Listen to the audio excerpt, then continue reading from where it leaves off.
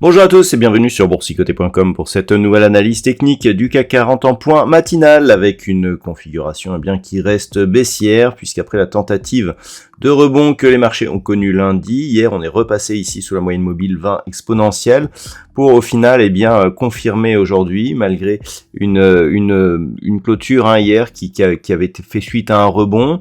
On a bien validé ici la zone des 4380 points comme zone de support. On revient au contact de cette moyenne mobile avant de redescendre. Donc pour l'instant, on est dans un mouvement de continuité avec une sortie donc de cette dynamique baissière qui a pour l'instant avorté puisqu'on est repassé au-dessus de la moyenne mobile pour repasser en dessous suite à l'ouverture d'un petit gap baissier qui certes a été comblé mais qui agit toujours comme résistance intraday et donc tout va se jouer encore une fois autour de la zone des 7380 points. Au niveau des indicateurs techniques, on reste ici sur une petite dynamique baissière au sens des histogrammes du MACD. Le RSI, quant à lui, se trouve en zone légèrement baissière, mais globalement autour de sa zone de neutralité. Donc, assez peu de choses à dire ce matin. Au niveau du palmarès des valeurs, on a un palmarès qui est porté un petit peu par les résultats d'entreprise. Donc au niveau des plus fortes hausses, nous avons bien sûr Crédit Agricole avec plus 5,29%. Donc une belle hausse portée justement par la diffusion de ces résultats de très bonne facture. Société Générale arrive en seconde position. Société Générale publiera dans 2 jours et donc profite un petit peu de l'engouement du secteur. Derrière nous avons Renault, Eurofins Scientifique, Unibail-Rodamco ou Airbus, BNP Paribas n'étant pas très loin. Le secteur bancaire porte bien le marché aujourd'hui. Au niveau des plus fortes baisses, on retrouve Alstom, avec une forte baisse de 6,05% au moment de cette analyse consécutive à la dégradation de la société par une agence de notation. Derrière Téléperformance perd 1,82% encore. Derrière Sanofi, Hermès, L'Oréal ou ST Microélectronique ferment la marche avec des pertes entre 1 et 1,25%. Donc on le voit, un marché assez hésitant. En termes de volume, c'est encore assez faible ce matin.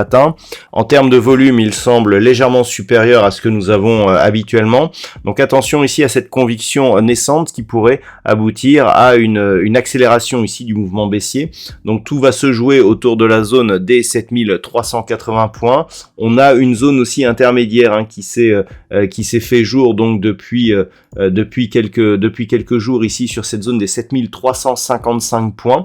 Et bien sûr, si on venait à casser ici cette zone entre 7335 et 7341, là on pourrait connaître une nouvelle accélération avec un objectif qui serait donc la zone ici entre 7200 et 7270 points. Pour sortir de cette dynamique baissière, il faudrait donc dans un premier temps repasser au-dessus de la moyenne mobile 20 exponentielle, puis de cette zone intermédiaire ici des 7435 points, on a un point haut ici sur un niveau légèrement supérieur à 7450. 7450 était déjà une zone clairement identifiée, donc la rupture de ce niveau nous donnerait un signal très court terme. Pour sortir globalement de cette tendance, il faudrait au minimum dépasser la zone des 7500 points.